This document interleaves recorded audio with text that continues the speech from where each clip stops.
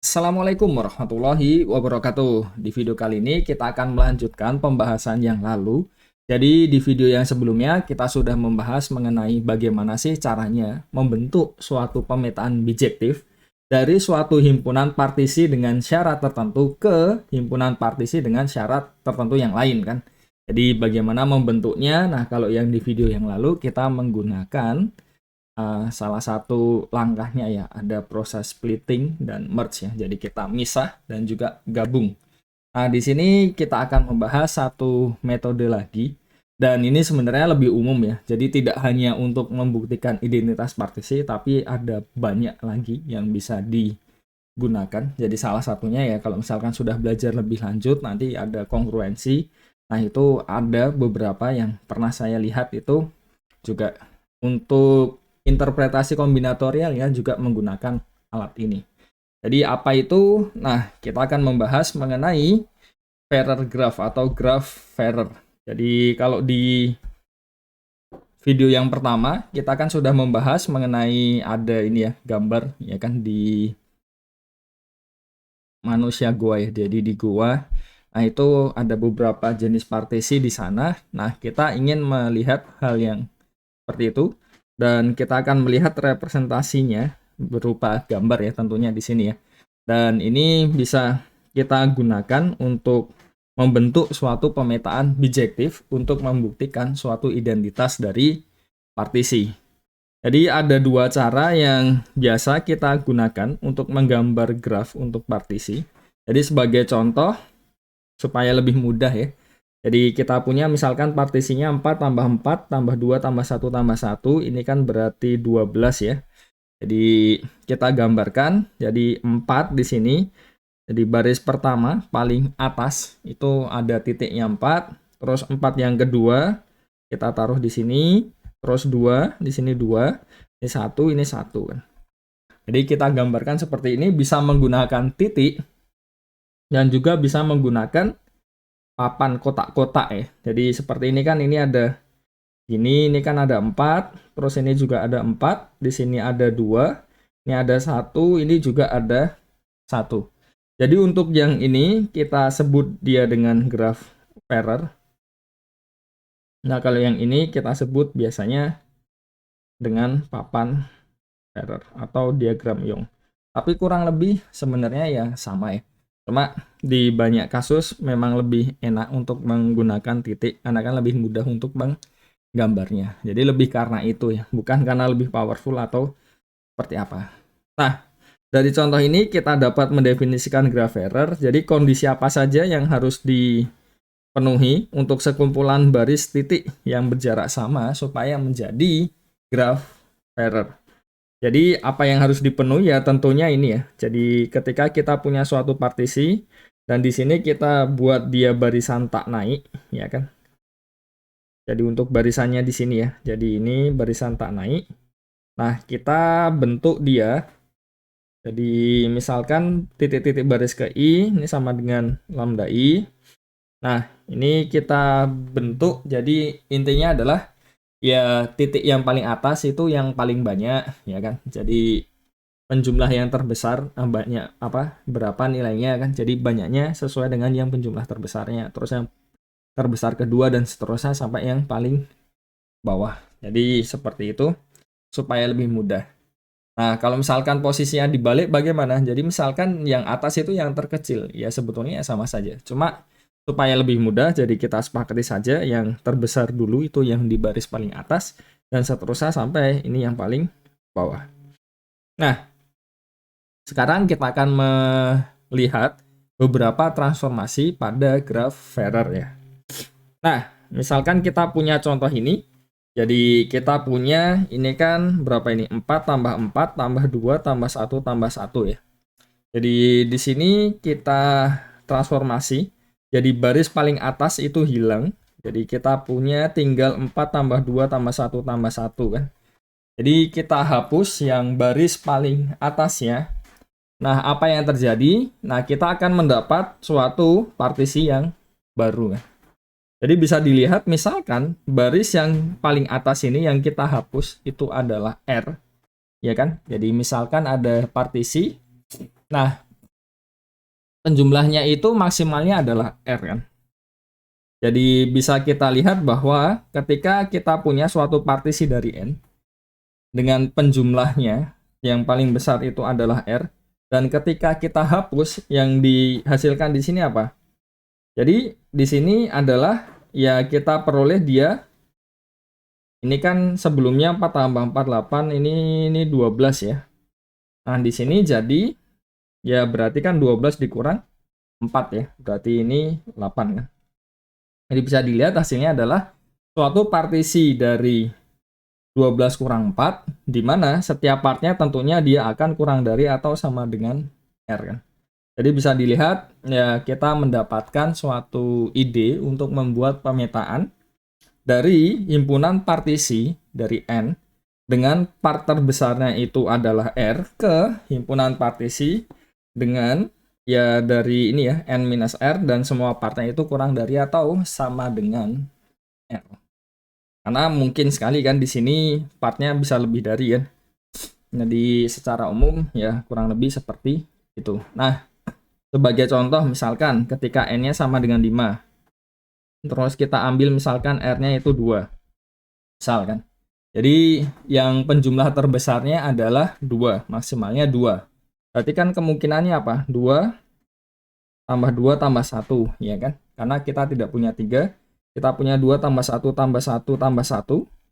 Dan terakhir adalah, ya sudah ya, berarti kan karena kita punya part terbesarnya itu kan. Jadi kalau 1 semua kan berarti tidak ya. Dan bisa kita lihat ketika kita hilangkan bagian sini, ya kan, satu baris yang paling atas itu kan sama saja menghilangkan ya penjumlah terbesarnya kan. Ini akan ya kita petakan ke 2 tambah 1 dan 1 tambah 1 tambah 1. Dan bisa kita lihat di sini, dia merupakan ya partisi dari 3. Ketika N-nya 3, ya kan. 3 itu didapat dari 5 dikurang 2 di situ. Dan setiap partnya di sini, dia ya kurang dari sama dengan 2. Karena 3 ini kan, ini ya, ada 3 kemungkinan kan. Jadi bisa 3, 2 tambah 1, bisa 1 tambah 1 tambah 1. Jadi idenya kurang lebih seperti itu untuk mendapatkan identitas yang ini ya. Jadi semoga dapat dipahami dengan baik untuk dari idenya sendiri. Relatif lebih mudah lah semoga ya. Dan tidak hanya yang paling atas. Jadi itu tadi bisa ditunjukkan kalau dengan cara seperti itu, jadi sistem pemetaannya ya tadi ya. Jadi syaratnya bagaimana cara memetakannya. Nah, kalau kita gunakan seperti itu, nanti dapat kita tunjukkan bahwa dia merupakan pemetaan bijektif. Jadi kita bisa bentuk betul-betul dari himpunan partisi, di mana part terbesarnya adalah R, ya kan di sini partisi dari N, part terbesarnya R. Nah, di sini adalah partisi dari N minus R, di mana ya semua penjumlahnya atau partnya itu kurang dari sama dengan R. Nah, cara lain, kalau kita tadi menghapus kolom paling atas, nah sekarang bagaimana kalau kita menghapus kolom yang jadi tadi baris paling atas, sekarang bagaimana kalau kolom paling kiri kan? Jadi kan kalau kita melihat ya, jadi banyaknya kolom, jadi maksud saya banyaknya baris atau di sini ya ada 1, 2 dan seterusnya kan. Jadi dia merepresentasikan panjangnya kan dari suatu partisi tadi kan. Jadi kalau misalkan kita ingin menghapus yang kolom yang paling depan, satu kolom, nah berarti artinya apa? Ketika kita membuat suatu partisi di mana panjangnya atau banyaknya penjumlahnya itu ada sebanyak M misalkan, ya kan? Nah, nanti ketika kita hapus, nah berarti kan ya banyaknya itu akan bisa berkurang ya bisa sama ya, tapi nggak mungkin nambah kan. Jadi karena ini sudah dikurangi, dihilangkan, nah dia akan menjadi partisi dari N dikurang M ya, jelas ya di situ ya. Dan paling banyak ada sebanyak M part. Jadi lebih kelihatan lah di situ. Sebagai contoh misalkan seperti tadi N-nya 5, kita ambil M-nya 2. Jadi misalkan panjangnya 2. Nah, yang panjangnya 2 siapa? Yang panjangnya 2 adalah 4 tambah 1, 3 tambah 2, ya kan? Selesai ya. Dan bisa dilihat 4 tambah 1 kalau kita gambarkan, ini kan ada 4 ya di sini 1. Nah, ini kita hilangkan. Nah, berarti dia dibawa ke 3 ya. Terus yang sini 3 tambah 2, Kita punya 3, di sini 2 ya. Ini kita hilangkan, dia jadi 2 tambah 1. Dan jelas ketika kita menghilangkan di sini ada sebanyak M yang dihilangkan.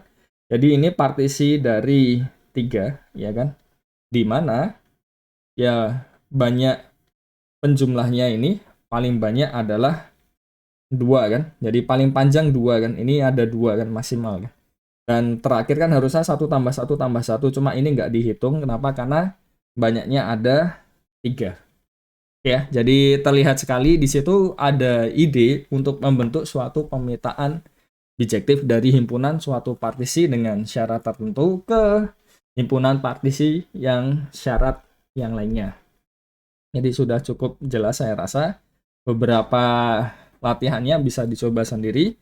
Nah, kita lanjutkan mengenai apa lagi sih yang masih bisa kita explore dari situ ya.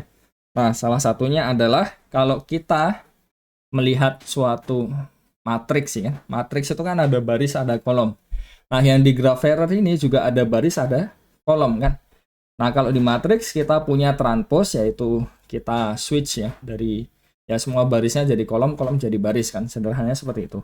Bagaimana ketika kita memiliki suatu graph error kan. Jadi kalau kita switch, jadi misalkan bentuknya kan seperti segitiga seperti ini, nggak tahu nanti tengahnya seperti apa ya. Jadi pokoknya seperti ini kan. Kalau misalkan kita switch, nah bisa kita lihat hasilnya jadi baris jadi kolom, kolom jadi baris, hasilnya masih menjadi graph error lagi kan. Dan itu menarik kenapa? Karena ya akan bisa menghasilkan sesuatu kan dari situ. Jadi seperti itu tadi ya untuk transpose. Jadi itu motivasi awalnya. Dan ketika kita merubah baris jadi kolom, kolom jadi baris, nah itu kita sebut dengan konjugat. Jadi contohnya di sini 4 tambah 4 tambah 2 tambah 1 tambah 1. Kita petakan ke siapa? Jadi kita petakan ke 5 tambah 3 tambah 2 tambah 2. Nah, dari sini bisa kita lihat yang kiri ini, ya kan? Bisa dilihat dia banyak partnya 1, 2, 3, 4, 5 ya. Jadi penjumlahnya, jadi banyak penjumlahnya ada 5, ya kan? Nah, yang di sini adalah penjumlah terbesarnya atau part terbesarnya.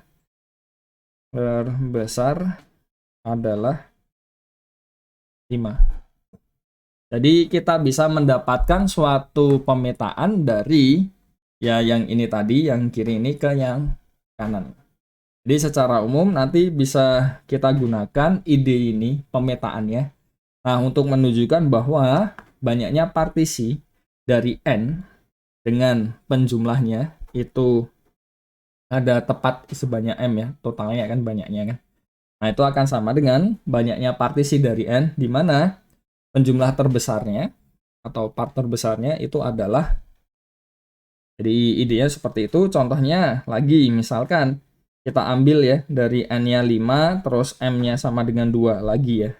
Jadi dengan 2 part ya tadi ya. Jadi kita punya ini kan 4 tambah 1, 3 tambah 2 kan, hanya ada 2 kemungkinan itu.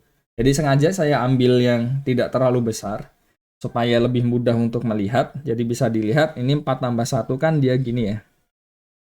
Nah, ini 1. Ini konjugatnya kan berarti jadi ini 2, ini 1, 1, 1 ya. Dan yang di sini 3 tambah 2. Ini jadi berarti 2, 2, 1 gini kan. Jadi kita punya di sini adalah ini ya. Ini adalah 2 tambah 1 tambah 1 tambah 1. Ya kan? Dan yang ini adalah kita punya 2 tambah 2 tambah 1 kan. Jadi bisa dilihat ini part terbesarnya adalah 2 ya. Dan hanya ini saja kan. Jadi nggak ada yang lain kan. Jadi kalau misalkan kita buat 1 semua ya nggak bisa kan. Karena part terbesarnya bukan 2. Terus kalau kita masukkan 3 juga nggak bisa lagi. Jadi betul-betul bisa kita lihat di sini.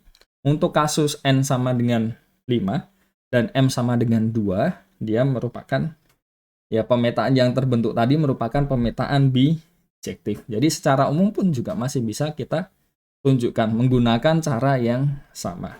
Akan tetapi ya mesti buktinya ya tidak ini ya sesimpel itu ya. Jadi perlu dipikirkan lah untuk detail-detail kecilnya. Nah, terakhir untuk yang di video ini, nah kita akan membahas mengenai konjugat diri sendiri atau self conjugate. Jadi kalau misalkan suatu partisi konjugatnya diri sendiri, ya seperti ini ya, matriks kan ada matriks simetris tuh kan. Jadi ketika baris dan kolom kita tuker, hasilnya akan dia sendiri kan. Nah, kurang lebih sama seperti itu. Jadi kita sebut suatu partisi itu merupakan self conjugate atau konjugat dirinya sendiri kalau ya hasil konjugatnya itu merupakan dia lagi kan. Jadi contohnya kita punya 6 tambah 2 tambah 1, 1, 1, 1, 1 di sini. Jadi bisa dilihat ini ke kanannya di sini, ini kan ada 6. Terus ini ada 2, ya kan? Terus ini 1, 1, 1, 1 kan. Dan ke bawahnya ini 4, terus yang kita lihat kalau bagian ini kan juga 4 kan. Jadi ketika kita tukar baris dan kolom baris, dia akan menjadi sama kan. Dan contoh lain misalkan kita punya ini ya. Jadi ini kita punya 5, kita punya ini 3, ini kita punya 2, ini 1, 1 ya. Ya juga sama kan. Kalau mau kita tukar ya dia kan sama ya. Sini contoh lain ini yang ini ya. Ini 4, 4, 2, 2 ya. Jadi 4 tambah 4 tambah 2 tambah 2. Nah, kita bisa membuat suatu transformasi dari sini. Bagaimana caranya? Jadi sederhananya adalah kita ini ya, jadi bagian ini, nah kita ambil, terus kita lepaskan, jadi cuma 1 gitu. Terus di sini, jadi kita buat seperti bumerang gitu ya. Jadi terus dipanjangkan kan, ini juga bisa kan nanti ya. Ini juga sama, jadi ini bisa kita buat seperti ini, terus ini juga seperti ini ya. Jadi kita bentuk L itulah. Ini kan juga, terus ini juga ya. Jadi yang kita lakukan bagaimana di sini kita akan memperoleh berapa ini? 1, 2, 3, 4, 5, 6. 6 tambah 5, 11 ya. Kita punya di sini, benar ya, 11 tambah 1 ya. Ini kan 8, 9, 10, 11, 12. Cocok ya. Jadi ini kita transformasi, yang ini tadi. Yang ini, nah ini aja supaya lebih mudah ya. Jadi 11 tambah 1. Terus yang ini jadi berapa? 1, 2, 3, 4, 5. Tambah 4, 9. Ditambah 3. Terus yang ini jadi berapa? Dengan cara ini. 1, 2, 3, 4. Tambah 3, 7. Ditambah kita punya 5 ya. 7 tambah 5. Jadi bisa dilihat di sini. Semuanya dia ganjil ya ini ya. Ini ganjil, ini juga ganjil kan. Jadi kita bisa lihat dia menjadi suatu transformasi dari yang self conjugate tadi ke semua penjumlahnya merupakan ganjil dan berbeda-beda. Kenapa bisa ganjil? Karena ketika dia self conjugate berarti kan dari titik, misalkan titik tengahnya ya. Jadi bayangkan seperti ini. Kita kan punya titiknya di sini, terus setelah itu kan manjang kanan, manjang ke bawah kan. Jadi ke kanan dan ke bawahnya kan sama ya, karena ketika kita tuker dia ke sini dan ke sini kan dia sama kan. Jadi bisa dilihat karena di sini sama, ini sama kan, berarti ini 2 kalinya plus yang tengah kan.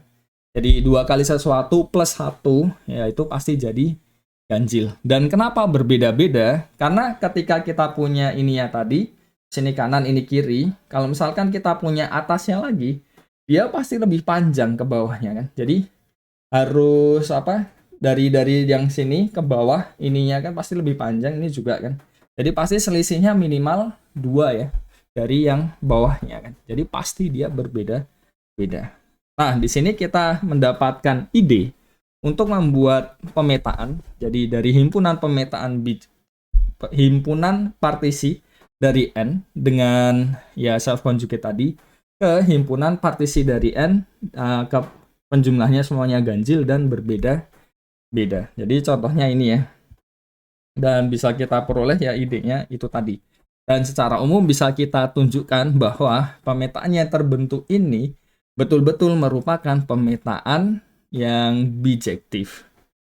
Oke, jadi ini beberapa latihan bisa dicoba dan itu saja untuk video kali ini. Semoga dapat dipahami dengan baik ya dan semoga bisa membantu untuk belajar. Terima kasih. Wassalamualaikum warahmatullahi wabarakatuh.